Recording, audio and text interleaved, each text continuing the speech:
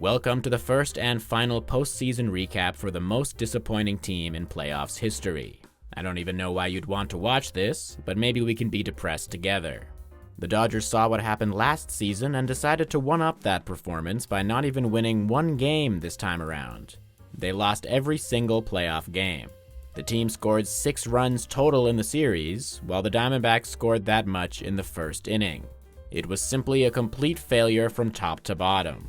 The problem started with the NLDS roster, which chose Kolten Wong over Ahmed Rosario and neglected to include Ryan Yarbrough. That was the beginning of the end, although it was far from our only problem. The next problem was the pitching.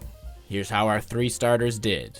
Not really much else to say. Clayton Kershaw gave us a historically bad start which ended Game 1 before it even started. Then Bobby Miller proved that he's not cut out for the playoffs yet as he collapsed in the first inning too. And then Lance Lynn went the furthest of any of the starters, only to give up a record-setting 4 home runs in 1 inning. These 3 combined for a 40.5 ERA.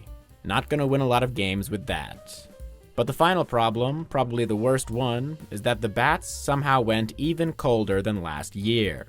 So when we were down by 2 runs, there was absolutely zero hope that the team would come back. There's no concern list this week because concern wouldn't mean anything. So on the failure list, we have the entire team. Then I'm going to put Mookie Betts and Freddie Freeman on that list because they somehow combined for only 1 infield single that was basically an error. Earlier, Dave Roberts said that he didn't want the postseason to just be the Mookie and Freddie show, but it turns out he didn't have to worry about that at all. Then I'm going to put Clayton Kershaw up there, along with the other 2 starters. These people make up the biggest failures, but I'll also toss Jason Hayward, James Outman, and Kolten Wong on that list as none of them got even a single hit.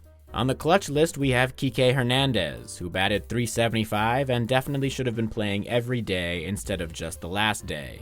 All I can say is I hope we re-sign him because he's one of the few people on this team who actually wants to win in October. Then there's Will Smith, who batted .417 despite getting no hits in Game 2. He also did this while still recovering from his broken rib after a downturn second half. Then we have Brusdar Graterol, who was absolutely electric to watch and was genuinely one of the very few highlights of this series. And I'll toss Chris Taylor on there for his clutch RBI in Game 3. I would put JD Martinez up there, but I still expected more from him given his postseason history. So that's it. Those are the only 4 guys who showed up in the postseason. I would show you some highlights, but there were none.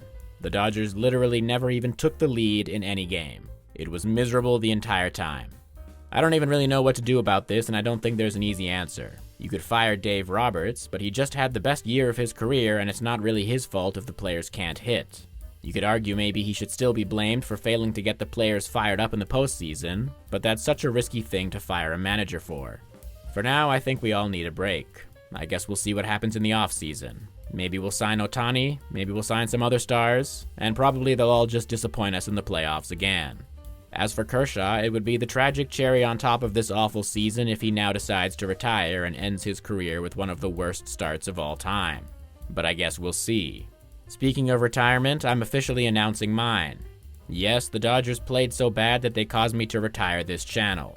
I'm kidding, I would have ended it regardless because it's a lot of work and few people are watching. But it was a lot of fun to keep you all updated this year, and I hope you enjoyed the ride even though it ended so horribly.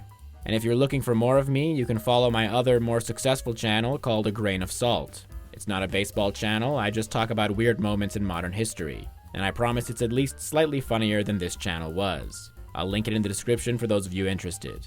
Anyways, that's it for me. I'm off to become a Phillies fan in the playoffs again. So long, folks.